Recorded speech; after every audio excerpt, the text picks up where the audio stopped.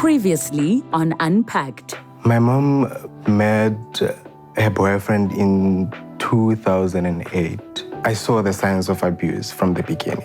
He assumed that my mom was cheating. That was the last time I get to share such a beautiful moment with her. And I still remember she was facing up, showing no sign of life. Keatlegile Mabena shares the gruesome details of the day he found the butchered body of his mother in their home. This is part 2 of his story. Let's unpack.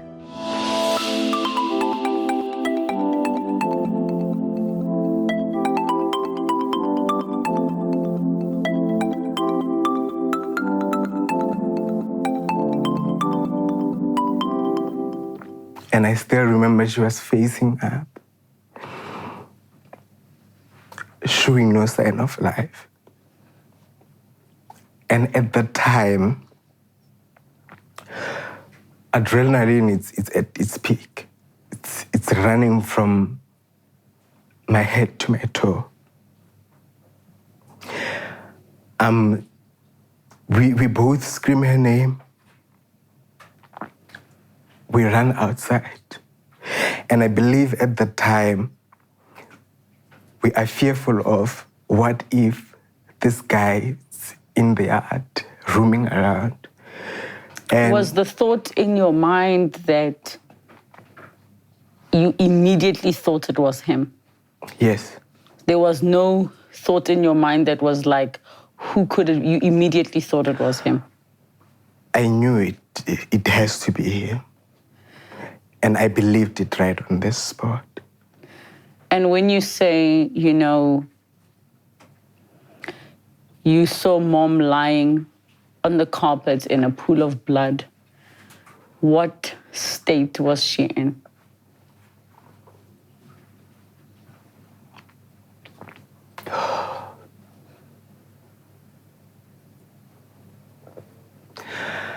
I believe I wouldn't even say she was in a critical state. I saw that there isn't any life. In terms of what you saw physically, in terms of, because you are saying, it did not seem there was life in her, but there's blood everywhere.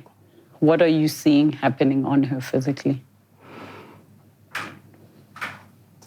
She's wearing her dress, the one that she normally wears when she's doing all the home chores.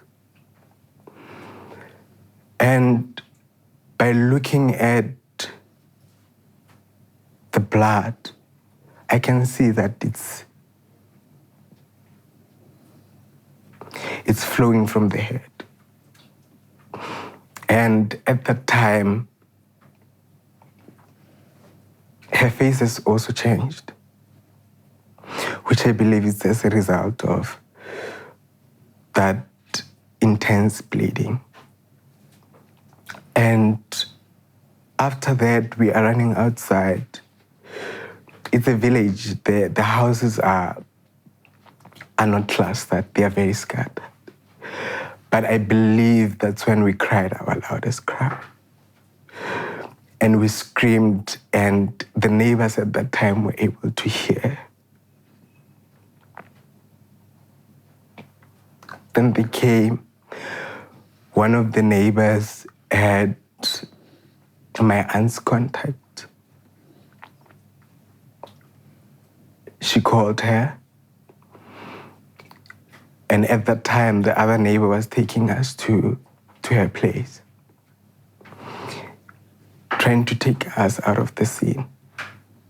We went to her place, and when we got there, when we were looking through the window, that's why I'm saying everything happens so very fast. When we were looking outside the window, there were sirens.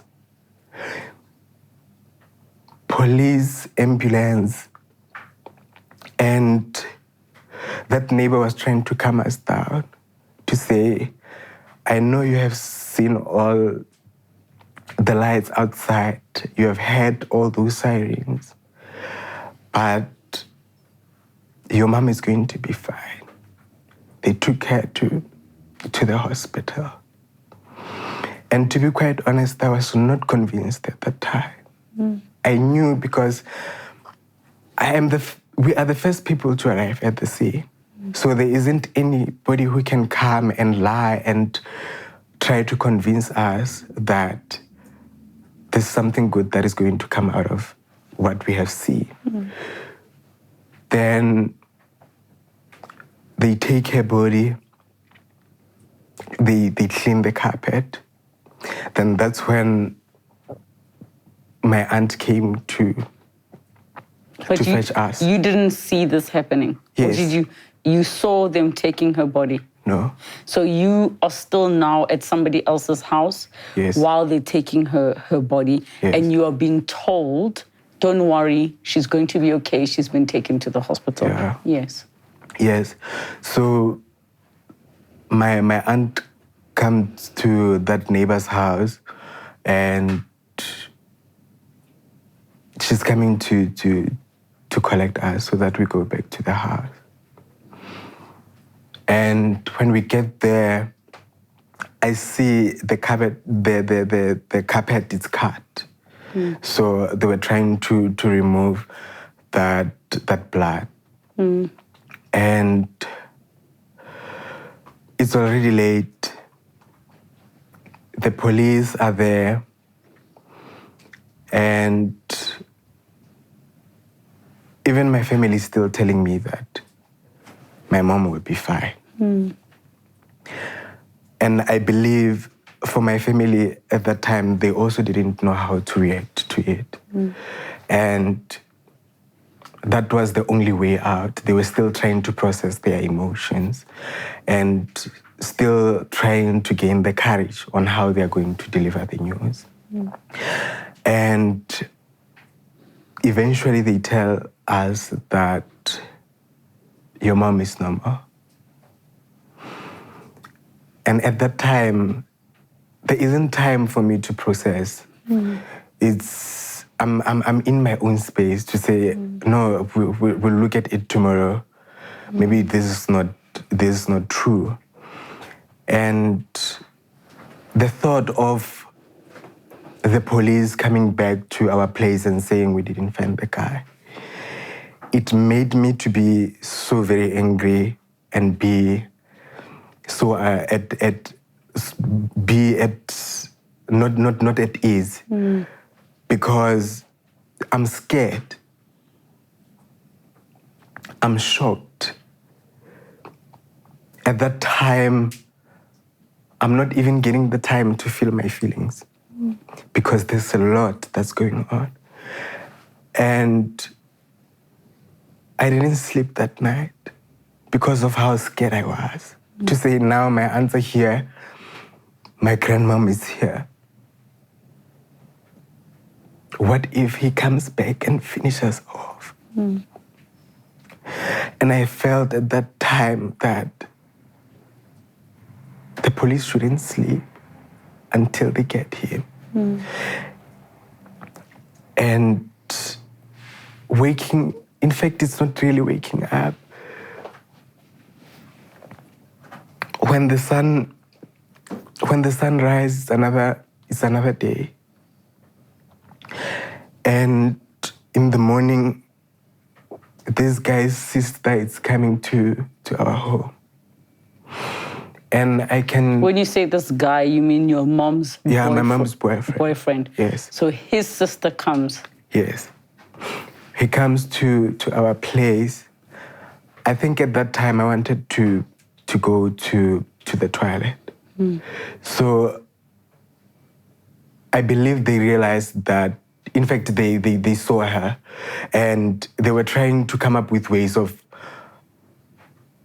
obstructing me not to go to the toilet because I have to exit the house. And obviously by the time that lady gets in the yard, I'll be facing her, and they didn't know how I was going to react. And unfortunately at that time I also saw that the sister was approaching our home. And at that time, I was so angry. And all that was going on in my mind was for me to get out of the house and chase her away. To say, if you're here to apologize, we don't need that. The only thing that I need right now is my mom. No amount of apology will bring her back. So I don't want any words of sympathy.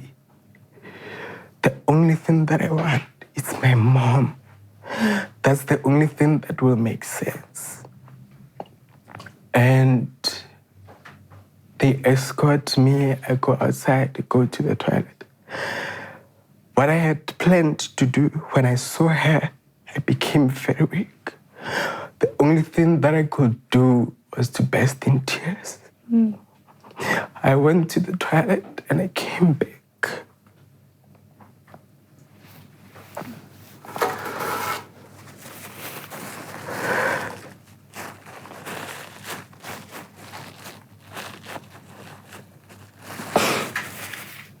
And when I came back, they relayed the news to us to say that guy, he has hanged himself. Now I'm getting into another episode of emotions where I felt that he took a cowardly way of doing things. He owed me so much. Because I wanted to know, why did you do it? And what is it that was going through your mind? And how were you thinking that we are going to survive without our mom? You saw how close we were. And how beautiful our relationship was. How dare you do that? And even that time, there isn't any time to process the emotions. I go back to school, my little sister go back to school. And going back to school and facing the teachers, facing the learners, it's making everything worse. Because it's like everybody knows about what has happened. And when you get in there, people are just looking at you. You see that they want to give you that hug, but they don't know the words that they want to utter. They don't know the words that will be sufficient to comfort you. And there comes a time where my mom's passing need to be said at the assembly. And at that time, everybody's looking at me. What is it that is going to happen to me? And the teachers are there, are giving me the support, but there isn't anybody who's saying anything to me. And I think it's because they had no words to utter to me. I go home. In fact, during the day, it will get better because I'm with my friends. Then there comes a time when I need to go home. And I'm going back to the very same situation. And every day when I came back from school, it was playing in my mind. I felt as if, in fact, I felt that, why is it that when I get home, then somebody will tell me that this is not true? And when I get home, everything is playing itself. I get to see my grandma, which I believe she's one of the reasons that made me to be brave enough. Because I was looking at her, she was not crying. And having to think that she lost her son, she was short.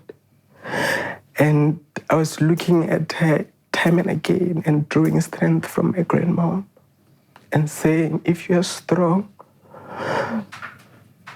after all these traumatic events, and these are the seeds of your womb, if you're still this strong, who am I not to be? And there comes a time when she has to be buried. On that day, the body comes in the morning. We go and bury her. And were you able to go and view her body? Was the body in a state that you were able to view? No, it was not in a state where it was able to be viewed. And at that time, I was also concerned that they were going to be buried on the same day. And they were going to be buried at the same cemetery. Fortunate enough, he was buried at another cemetery, which made the situation to be better because I didn't know how I was going to react at that time, whether I was going to break down or what was going to happen at that time. And I believe I became so brave and courageous and so strong because of my sister. Because at that time, I understood that there are shoes now that I need to fill. I'm a parent. I have to be a brother. I have to be a friend. And I've never been here before. And after the burial, I believe that's when the death started. Because everybody's leaving. It's becoming quiet. That's the moment that it becomes real. Yeah. And that's the moment where I can process all the emotions. And I'm being confronted by sorrow. And at that time, it's my grandmom, my sister, and I. It is very quiet. How old were the both of you at the time? My sister was 10 and I was 15. And at the time when I was going through this sorrow and being able to process the emotions, realizing that there is somebody who's missing in the house. Yes, maybe it's because of the funeral arrangement, it has been busy, but now it's time for you to be present in your emotions, be in the moment. And one thing that I realized when I was in that dark space was that my mom taught me everything, but she never taught me how to live without her. And I realized that in so many instances, she has told me to be strong. And I never knew that there will come a time where I will need that strength to bear the pain that was sitting inside of me. Why do you think he did this? Why do you think he took your mother's life? And in the manner that he did it, because the violence is very personal. I believe it's because he realized that my mom doesn't want him anymore. She has realized that she deserves better. And because of him being so dependent on my mom's forgiveness, to her, it became as a shock to say, as many times as you have forgiven me, why now? And I believe that's when it clicked in his mind that my mom is one of the people who are kind-hearted. And never again shall he get somebody who was as kind-hearted as my mom, who will give him second chances, more than I can count. Did you ever, in the time that you had observed him and his behavior, how he treated your mom, even suspect that he was capable of taking her life? No, I never suspected that he was capable of doing that, because remember the emotional abuse, it took so long, and the physical abuse happened in a short period of time. So I never thought that at any point it will escalate to that. And does that make the grief harder because of the shock of something that you never thought could happen? Yes, it made the grief to be harder because of how unbelievable it was. I would say everything looked like a movie, to say this is happening so fast.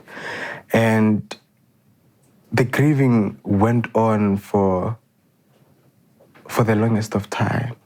And again, I get triggers.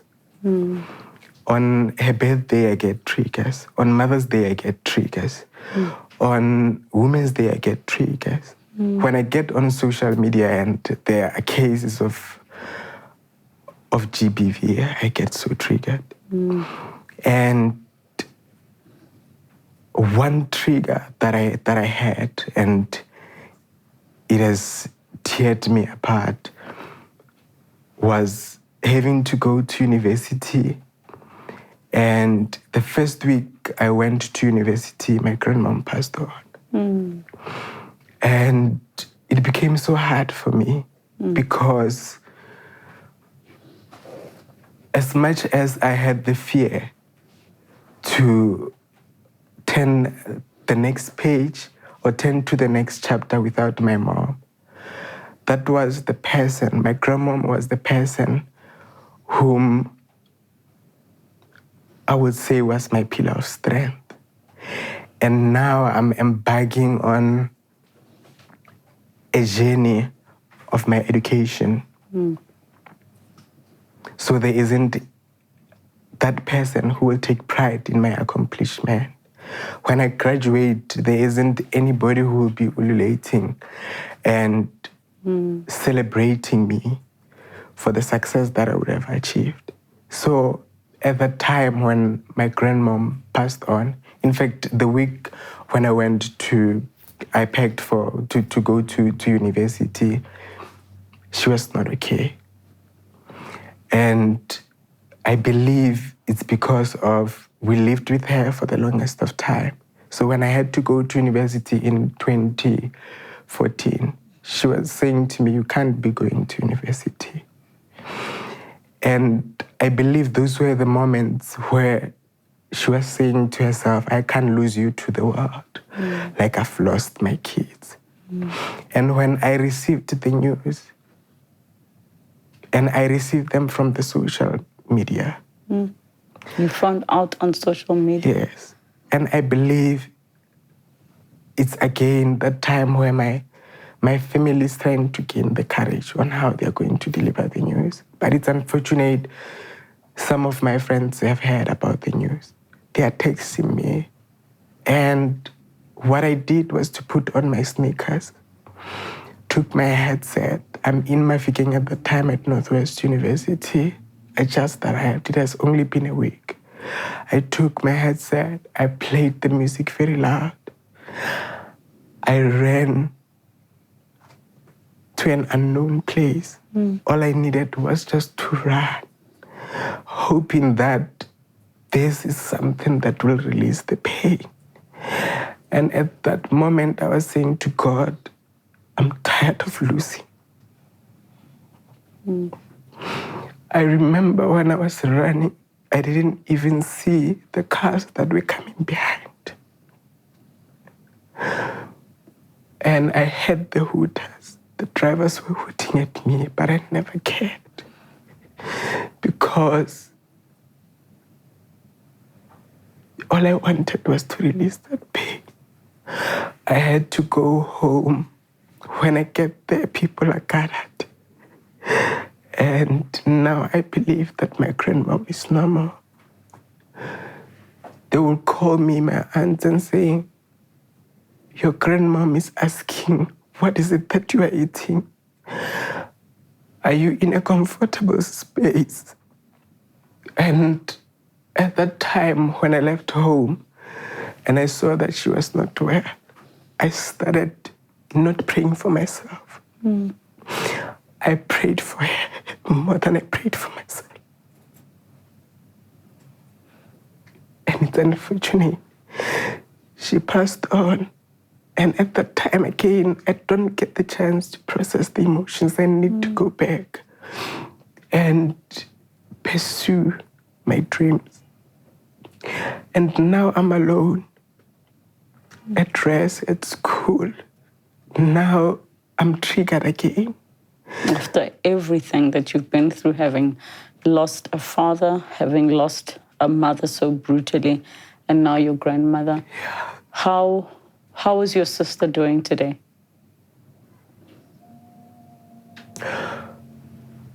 I believe she's in a better mental state because I'm her best friend.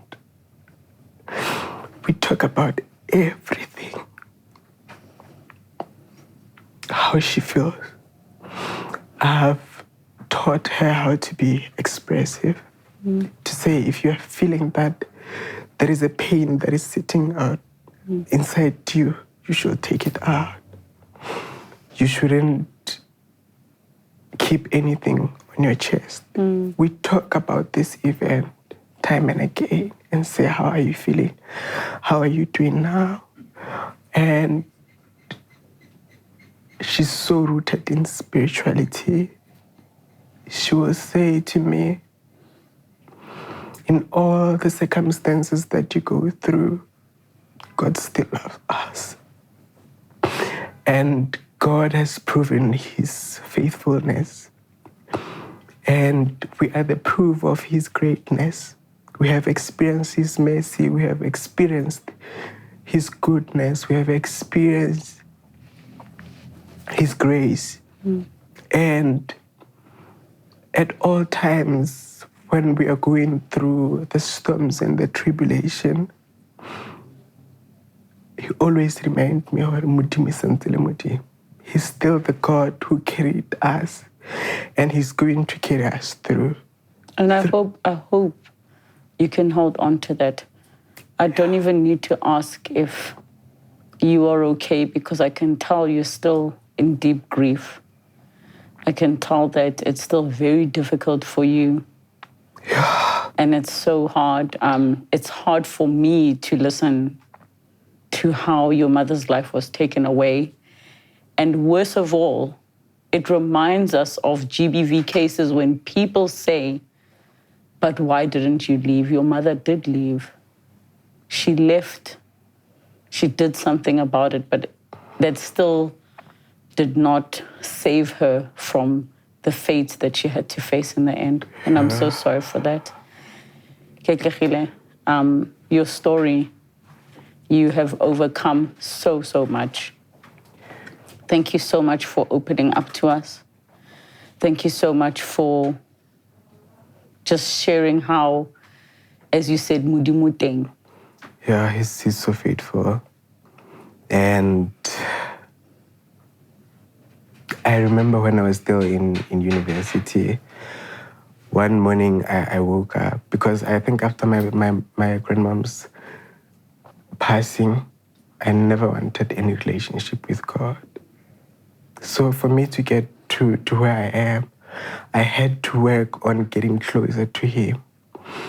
And it is because of I was angry. I was also blaming myself to say, God, why didn't you make sure? Because they say you are the omnipotent and you are the almighty. Why didn't you make sure that I arrived safe at that incident? I could have made sure that her life doesn't flash before her eyes. And if you are almighty and so powerful, why did you let it happen? And I didn't pray for some time. I'll go to classes, I'll laugh very loud. And little did people know that for me to laugh that loud, I was shutting down the suicidal thoughts that I had. And I believe at that time I was going through a depression because there were times where I will go to class after class. I will get out of the lecture hall. I will want to be in the midst of people so that I'm not alone. And so that I can have the conversation and laugh very loud so that I can shut down those suicidal thoughts. But again, sometimes I would become an antisocial bee to say I want to be with myself. And when I get to my room, I will shut the door and scream very loud and close the curtains because at that time I didn't want any light. But it is through that I discovered that the wound, it is the place where the light enters you. And the trauma that I've went through, it is not my responsibility, but the healing is. And I think the most difficult thing was confronting the pain. Because it's you revisiting and reliving the moment. Even if I'm not going to that place of sin, but in my mind, I have to ask myself, who did it? How did it happen? Why did they do it? But you are here today. Yeah, you are here. Despite it all. Despite it all, you are able to talk about it. And for that, we are truly grateful. Thank you so much for coming to talk to us. Thank you for sharing your story. Thank you. Gender-based violence can literally end in the death of a person. A woman tried to leave and she found herself losing her life. And a family that is left with the loss and the gaping hole of somebody who's no longer there. Sending love and light to each and every one of you who have had to witness and be an audience member to the pain and to the loss of somebody who died at the hands of their partner. Thank you so much for tuning in. Have a good night. Next time on Unpacked. Do you feel that it was implied because you're not eating properly that you're now in this position? So for someone to come, into my space and tell me what I haven't been doing and that this disease is my fault, it's so incredibly traumatizing. The diagnosis literally affected each and every aspect of my life. There you are, you've been married for years and there's still no baby.